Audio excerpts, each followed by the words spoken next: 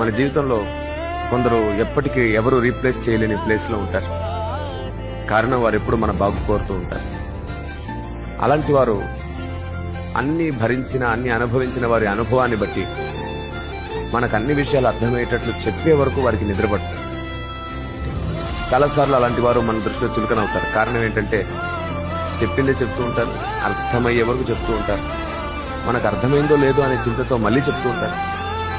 ఎలా ఉండాలి, ఎలా తినాలి, డబ్బు ఎలా ఖర్చు పెట్టాలి, ఎలా దాచుకోవాలి, ఎవరితో ఎలా మాట్లాడాలి, ఇలా అనేక విషయాలు చెప్తూ ఉంటారు. ఇప్పుడున్న ఈ స్పీడ్ ప్రపంచంలో మన కోసం ఆలోచించేవారు మనకు చాలాసార్లు చులకనగా అనిపిస్తుంది. వారితో ఎక్కువసేపు మాట్లాడాలనిపించదు, గడపాలనిపించదు. కానీ ఒకటి మాత్రం నిజం, వారు పిచ్చిపెట్టి వెళ్ళిపోతారు. అప్పుడు తెలిసి వస్తుంది వారి విలువ.